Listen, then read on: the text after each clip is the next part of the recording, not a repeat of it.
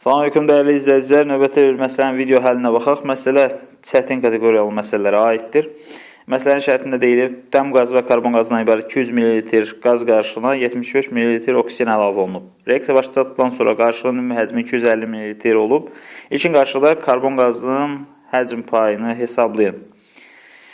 Deməli, bizim qarışığımız dəm qazı və karbon qazıdır və bunların həcmləri 200 ml-dir. Bunların üzərinə oksigen qazı da əlavə olunub və həcmi 75 ml-dir. Və nəhayətdə alınıb 250 ml bir qarışıq alınıb, yeni bir qarışıq alınıbdır. Amma eyni zamanda burada reaksiya da gedibdir.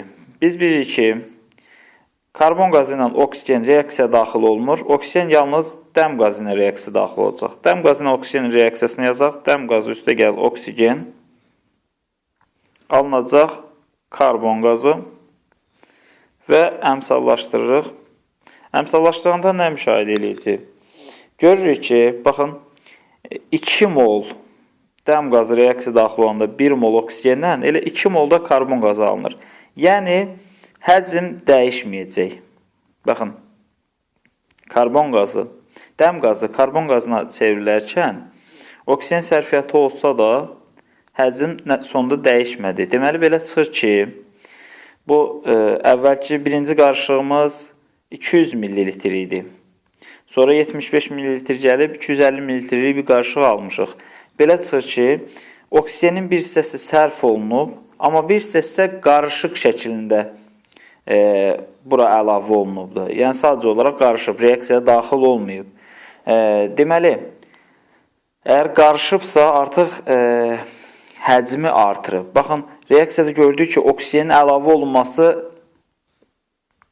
dəm qazının həcmini artırmadı.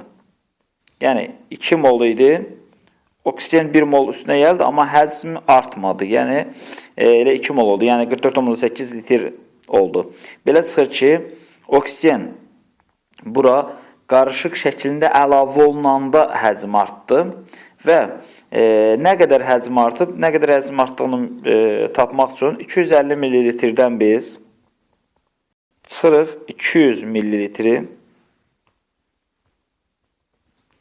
və alınacaq 50 ml. Deməli, belə çıxır ki, bura əlavə olunan 75 ml oksigendən 50 ml qarışıq şəklində bura daxil olub. Yerdə qalan 25 ml isə reaksiyaya daxil olub. O zaman 25 ml oksigenlə reaksiyaya daxil olan dəm qazının kütləsini tapaq. Daha doğrusu həcmini tapaq. 25 ml X, amma 2 vurulsun 22,4 litrlə isə 22,4 litr qarşılıqlı təsirdə olur. O zaman X-i buradan tapsaq, X bərabərdir.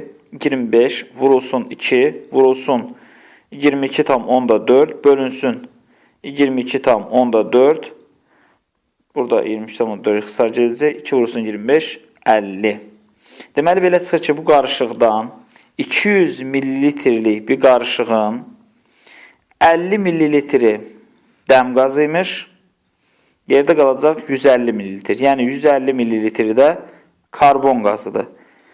Bizdə məsələdə ilkin qarışıqda karbon qazının həcm payını tapmaq soruşulur.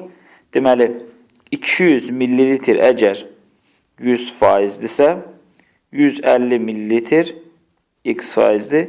X bərabərdir 150 vurulsun 100 bölünsün 200. Bərabərdir 75%. Deməli, belə çıxır ki, ilkin qarışıqda 75% karbon qazı var imiş. Diqqətinizə görə təşəkkürlər.